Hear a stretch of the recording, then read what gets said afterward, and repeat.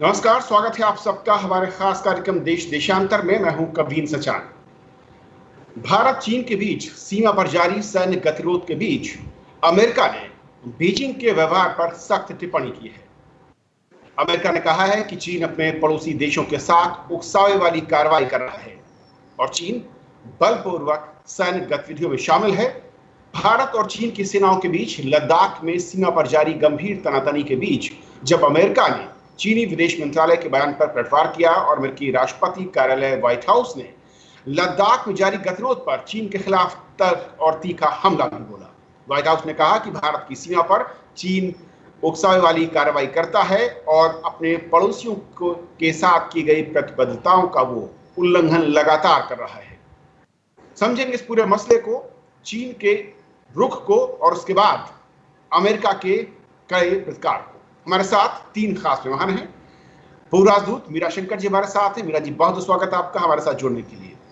आलोक बंसल जी हमारे साथ हैं, डायरेक्टर हैं इंडिया फाउंडेशन से। आलोक जी स्वागत है। और वरिष्ठ पत्रकार हितेश शंकर हमारे साथ हैं। हितेश, बहुत स्वागत आपका भी। शुरुआत में मीरा जी आपसे करना चाहूंगा मैम, क्योंकि आपका लंबा अनुभव रहा है और चीन जिस तरीके से, हालांकि कोरोना के इस महामारी के बीच में ऐसा लग रहा था कि शायद सबका फोकस ह्यूमैनिटी और अपने रेस्क्यू ऑपरेशंस और कोरोना से लड़ने को लेकर होगा, लेकिन इस सबके बीच चीन का रुख जिस तरीके से सीमा पर दिख रहा है, ये क्या दिखाता है और क्या ये पुराना जो एक इतिहास चीन का रहा है उसका एक उसी दिशा में, उसी कड़ी में ये कदम देखती हैं आप? ये देखिए कि चीन का जो व्यवहार है वो न केवल भारत की सीमा पर उत्साह कर रहा है, पर बाकी जितने चीन के पड़ोसी देश हैं, खासकर साउथ चाइना सी में और स्प्रैटली आइलैंड्स को लेके, वहाँ भी चीन चौड़ा हो रहा है। अपने जहाज भेजे हैं, कब्जा किया है पानी पे तो और आइलैंड्स पे। तो ऐसा लगता है कि चीन को कोरोना वायरस के आड़ में ये दिखता है कि एक मौका मिला है जिसमें हम एशिया पे तो हावी हो जाएं। और जो भारत के साथ भी अभी खिचपिच हो रही है, हाथापाई हुई है दोनों सुरक्षा दलों के बीच, लद्दाख में, पैनगैंग त्सो पे और सिक्किम में 4 जगह हुई है। तो ये भी है एक तरीके से चीन का ये दिखाना कि अभी जो हो रहा है, क्योंकि एक तरीके से दुनिया में एक निर्णय भी होगा कि लोग किस दिशा में जाएंगे। अमेरिका और चीन के बीच जो दरारें हैं वो बहुत गहरी हो गई हैं और उनका तनाव बढ़ता जा रहा है।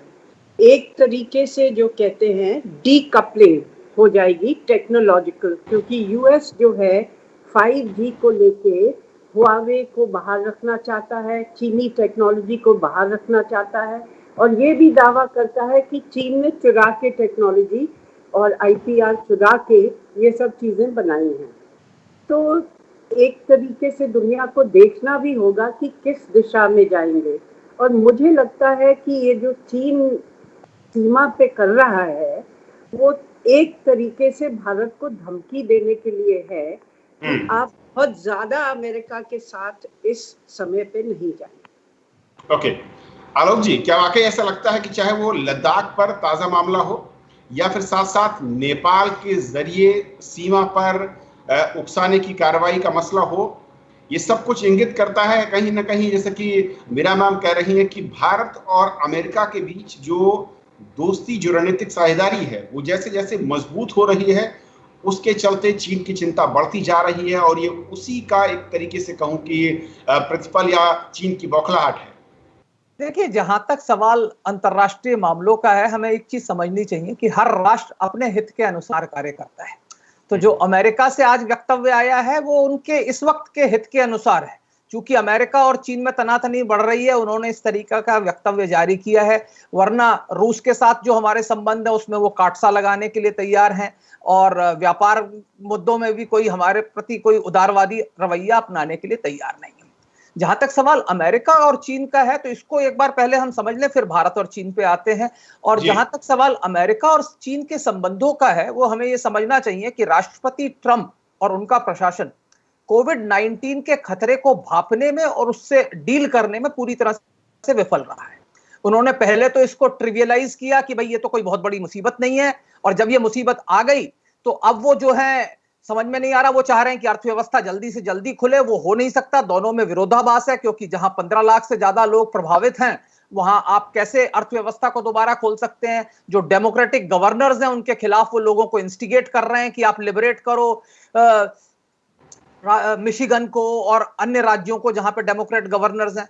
तो उनके साथ एक पुनर्चुनाव की, जो चुनाव उनके नवंबर में है, उसकी एक बड़ी विकट परिस्थिति आ रही है। तो इस वक्त उनके लिए एक बहुत अच्छा वो है मुद्दा है कि वो सारी चीजें चीन के ऊपर थोप दें, और उन्होंने एक एग्रेसिव स्टैंड जो है चीन के खिलाफ लेना शुरू कर दिया है कि ये जो भी वायरस है चीन के, उसमें कोई शक की बात नहीं कि चीन की जो व्यवहार रहा है उसमें पारदर्शिता की बहुत ज्यादा कमी रही है, और इसके लिए वो कर रहे हैं।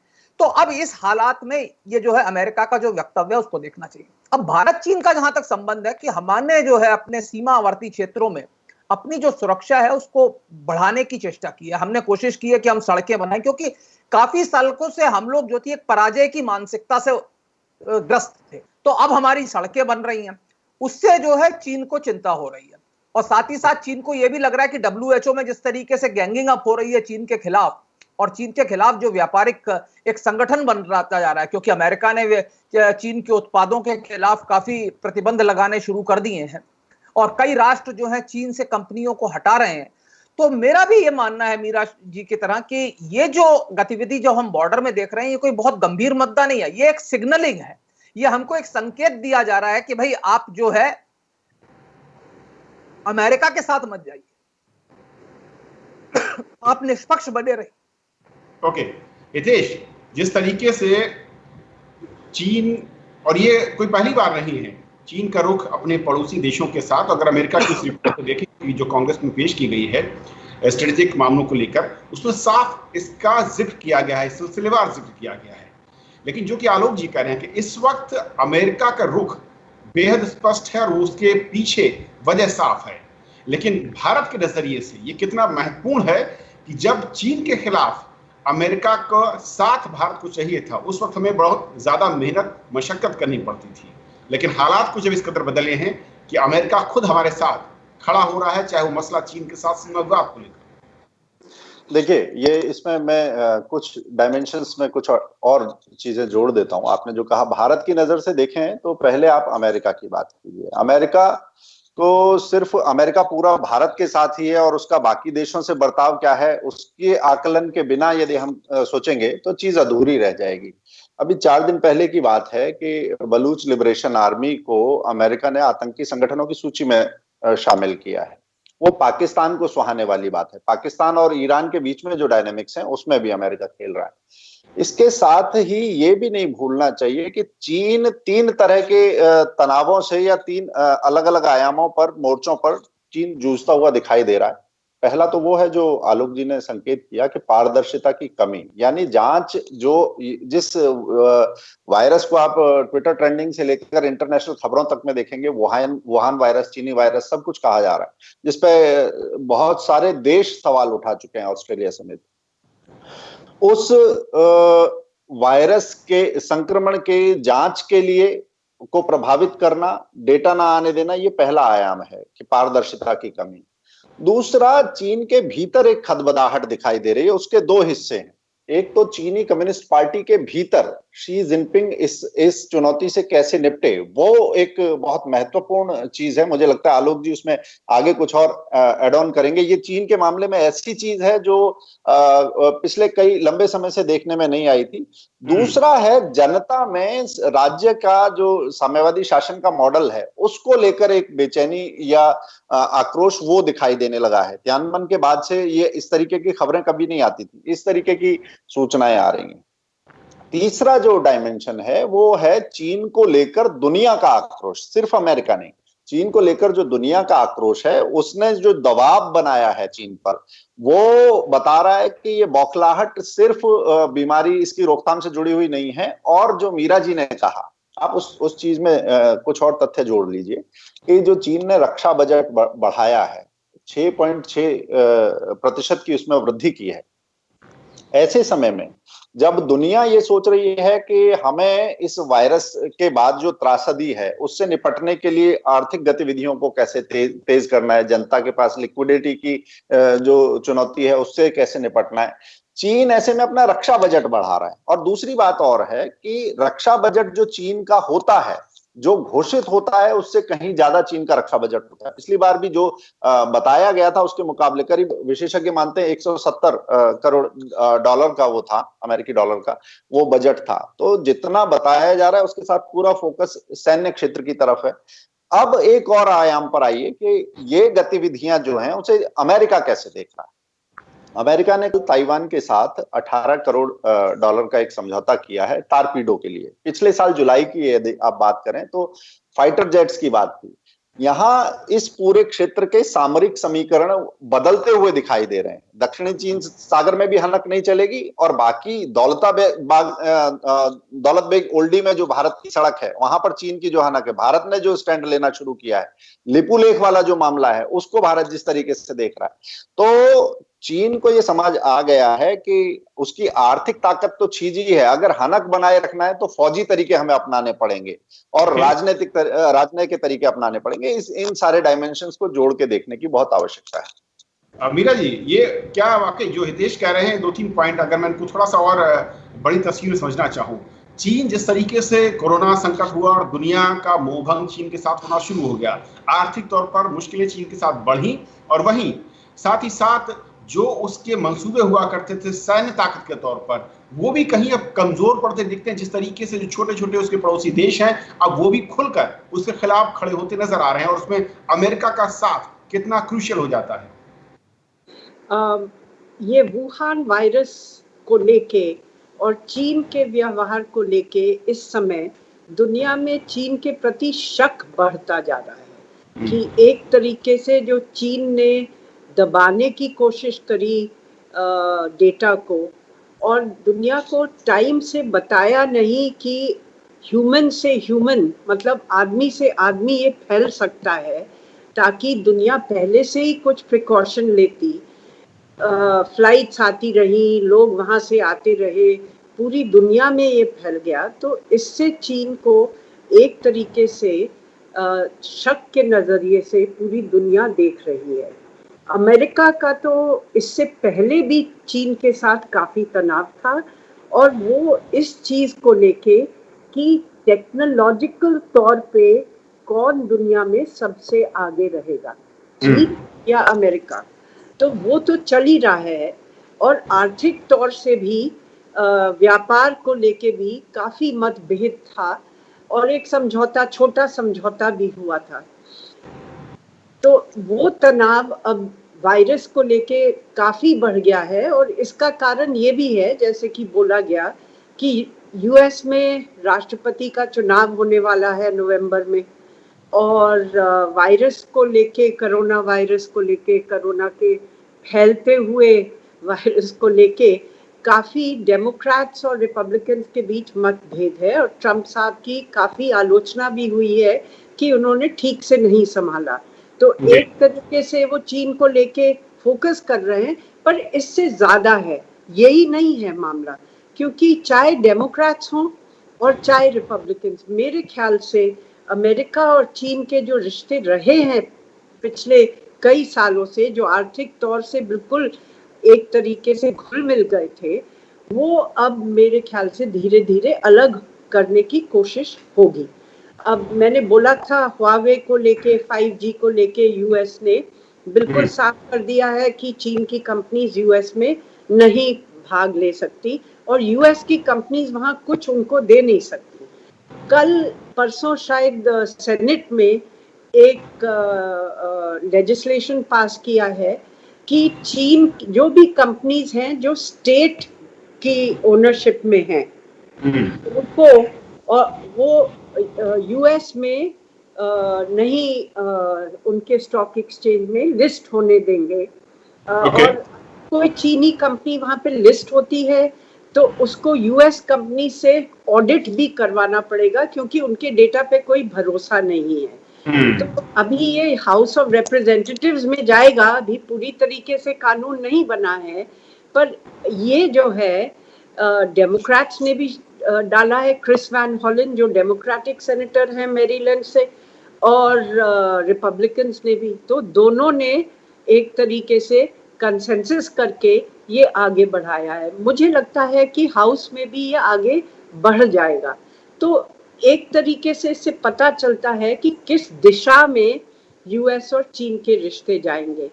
सामरिक तनाव बढ़ रहा है एशिया में, साउथ चाइना सी में, एशिया पैसिफिक में, और आर्थिक तौर से तनाव बढ़ रहा है, टेक्नोलॉजिकल तौर से तनाव बढ़ रहा है।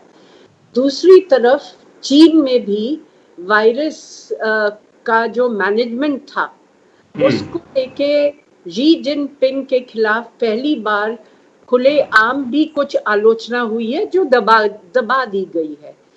तो काफी चीन को भी, क्योंकि चीन के कल्चर को आप देखें तो सेविंग फेस बहुत महत्व रखता है, और इसमें चीन का जो है सेविंग फेस मुमकिन नहीं है, क्योंकि जिस ढंग से उन्होंने कोरोना को पूरी दुनिया में फैलाया है, तो फेस सेविंग तो कुछ आगे दिखती नहीं है।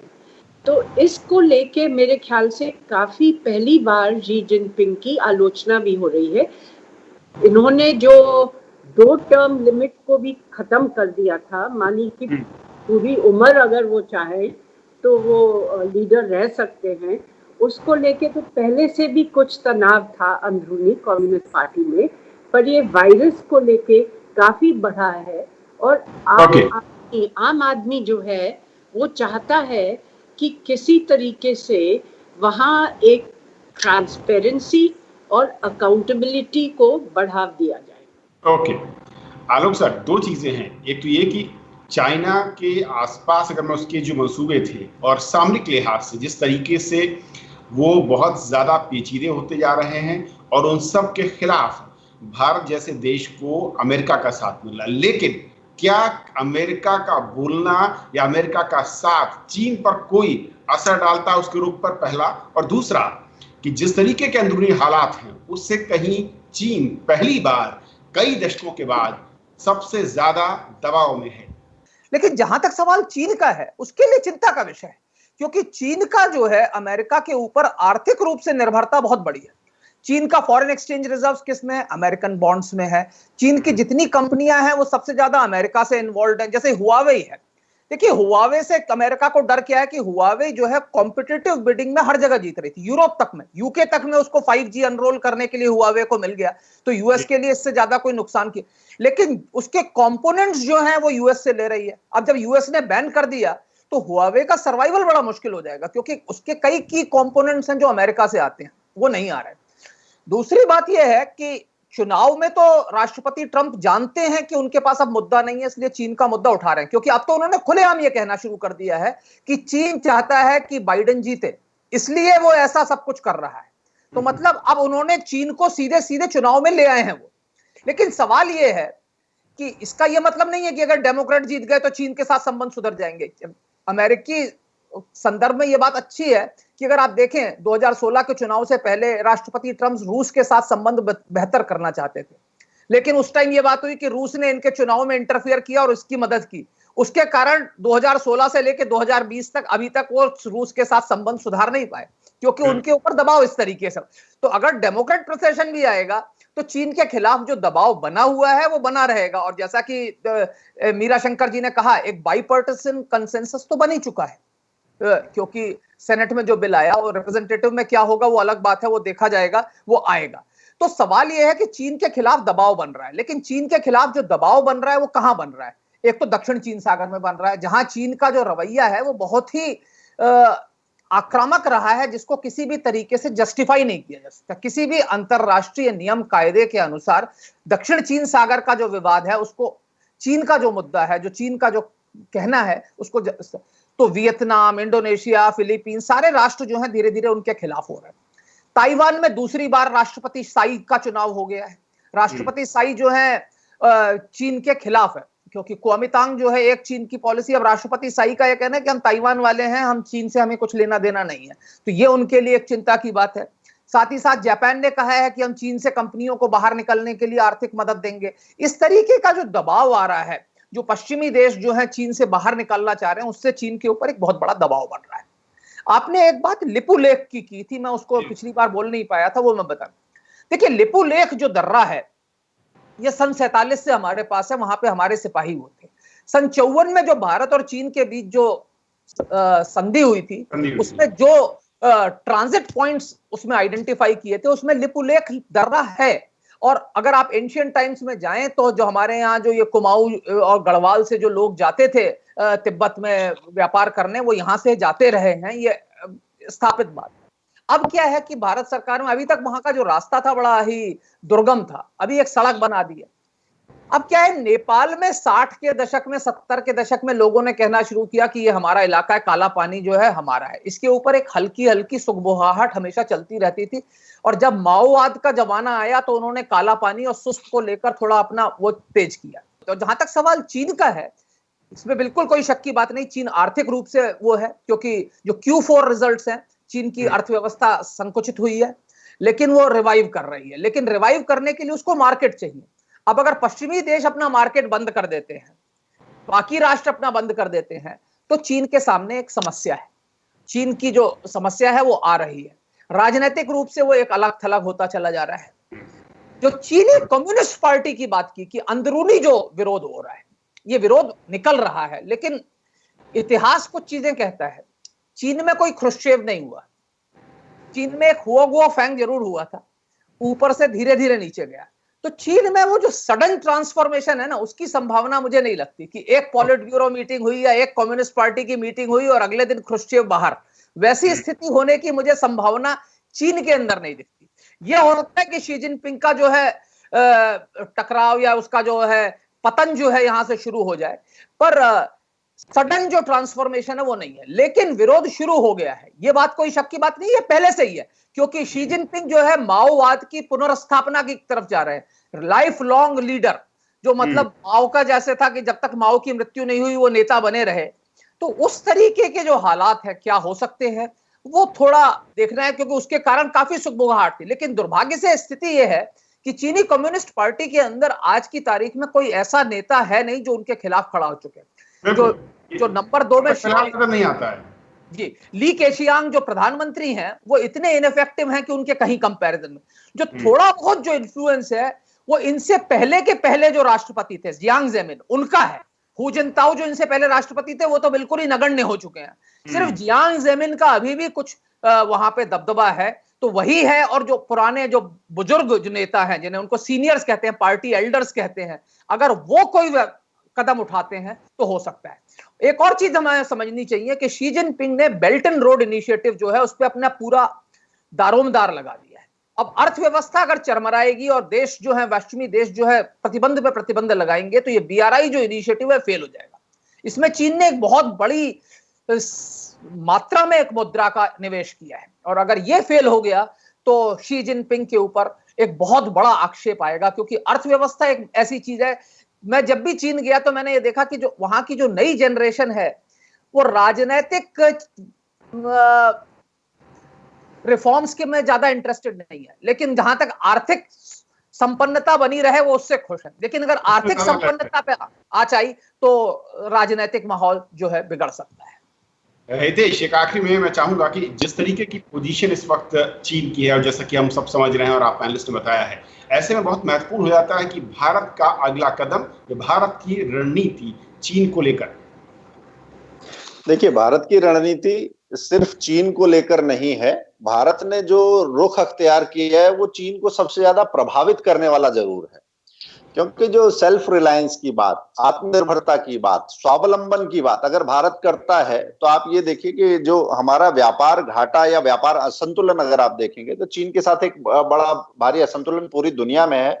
और भारत जैसे बड़ा बाजार, अगर उसके वहां पर आत्मनिर्भरता की बात आती है तो चीन को बहुत बड़ा झटका लगना ये निश्चित है। इसलिए सबसे बड़ी रणनीति चीन केंद्रित ना होकर भी चीन को सबसे ज्यादा आघात पहुंचाने वाली चीन को दिखाई दे रही है। इसलिए ये मिक्स रिएक्शन और सेंटिमेंट्स आना, एक तरफ आप ये देखिए कि तनाव है, दूसरी तरफ सिंध और सतलुज का डेटा जो चीन से साझा करता है, वो 10 दिन पहले चीन ने डेटा साझा किया है।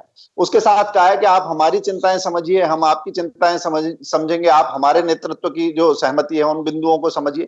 तो ये कुल मिलाकर राजनीतिक दृष्टि से डोकलाम वाली ये जो अभी पेंगोंग लेक वाली जो घटना है वो इकलौती घटना नहीं है। हमारा दावा रहता है भारत की जो स्थायी पोस्ट है वो चौथी पहाड़ी पर है, जो झील है उसके किनारे 8 पहाड़ियां हैं जिन्हें 8 फिंगर्स कहते हैं।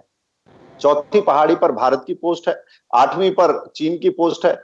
भारत कहता है कि नियंत्रण रेखा वहां से गुजरती है जहां चीन की पोस्ट है, चीन ने अभी दूसरे पर रोका हुआ है। मगर ये तनातनी साल भर चलती है। ये 300 बार अटेम्प्ट इस बार सीमा उल्लंघन का इस बार हुआ है। डोकलाम वाला वर्ष यदि याद करें 2017, तो 426 बार उस समय पर हुआ था। मगर इसकी टाइमिंग जो है उसने खबर और सुर्खियां बहुत ज्यादा बड़ी कर दी। यहाँ जो डायनेमिक्स बदल रहे हैं वो इकोनॉमिक्स से बदलेंगे, जो आयाम बदल रहे हैं वो अर्थशास्त्र से बदलेंगे। मैं मीरा जी की बात में एक बात जोड़ता हूं, जो 5G टेक्नोलॉजी की बात है, हुआवे को जो झटका लगा है वो एक बड़ा झटका तो पश्चिमी बाजार पर रोक और प्रतिबंध लगने से लगा है। जांच, प्रतिबंध और आक्षेप तीनों ही चीजें हुई हैं। दूसरा झटका जो लगा है जिसकी चर्चा बहुत ज्यादा नहीं हुई मगर वो बड़ा झटका हो सकता है, टेलीकॉम की एक बड़ी दिग्गज कंपनी थी जो एकदम से नीचे आ गई, फिनलैंड की नोकिया ने 2 दिन पहले विश्व रिकॉर्ड बनाया है 5G टेक्नोलॉजी में, और इसे लेकर पूरे पश्चिम में बहुत उत्साह है। और हुआवे का रिकॉर्ड उन्होंने 2 गुनी से ज्यादा रफ्तार से तोड़ा है। तो अर्थ क्षेत्र में, सूचना क्षेत्र में, डाटा क्षेत्र में ये एक बड़ी सेंध लगने वाली है, जो उसका एक गढ़ था। उसके साथ ही अगर सभी देश भारत की लाइन पर स्वदेशी के बारे में सोचने लगे, सेल्फ रिलायंस के बारे में सोचने लगे, तो ये बेल्ट एंड रोड इनिशिएटिव जैसी चीजें हैं वो गले का ऐसा हार बन जाएंगे जो ना उतारा जाए ना पहना जाए। ओके मीरा मैम, बहुत संक्षेप में क्योंकि वक्त खत्म हो रहा है, भारत के सामने मौके के तौर पर क्या बड़ी चीजें हैं और क्या बड़े कदम आपकी नजर में होने चाहिए? देखिए, एक तो ये है कि सब देशों ने ठान लिया है कि किसी एक देश पे सप्लाईज के लिए निर्भर नहीं होना चाहिए, खास तौर से स्ट्रेटेजिक या सेंसिटिव सप्लाईज, जैसे कि दवाइयाँ। अब हमारे यहाँ भी देखिए दवाइयाँ बनती हैं, पर एक्टिव फार्मास्यूटिकल इंग्रेडिएंट सारे चीन से आ रहे थे। पहले भारत में बनती थी, फिर एनवायरमेंटल लॉज की वजह से वो यहाँ बनाना थोड़ा महंगा हो गया तो चीन में शिफ्ट हो गई। अब जो है कोशिश होगी कि हम वापस लाएं। ऐसे बाकी देश भी ये करेंगे, और जापान जैसे देश, यूएस जैसे देश, यूरोप जैसा कॉन्टिनेंट ये चाहेंगे कि चीन से कुछ अपनी फैक्ट्रियां, कुछ अपने जो इन्वेस्टमेंट्स हैं और जगह भी लगाएं, ताकि एक तरीके से रिस्क डिस्पर्सल हो, एक जगह सारा रिस्क कंसंट्रेट नहीं हो। तो उसमें भारत के लिए एक मौका है। और दूसरा जो है, जैसे कि बोला है, सेल्फ रिलायंस एक बहुत बड़ी चीज है भारत के लिए, क्योंकि हमारी जो मार्केट है वो बहुत बड़ी है, और आने वाले सालों में दुनिया में 2 या 3 सबसे बड़ी मार्केट जो उभर कर आएंगी उनमें से होगी। तो यहाँ पे अगर हम कुछ बना नहीं पाए और सारी चीज बाहर से मंगाएं, जो कि अभी एक तरीके से कह सकते हो हालत है, वो हमारे लिए बिल्कुल उचित नहीं है। चलिए, बहुत बहुत शुक्रिया आप तीनों मेहमानों का हमारे साथ इस अहम चर्चा में शामिल होने के लिए। नमस्कार।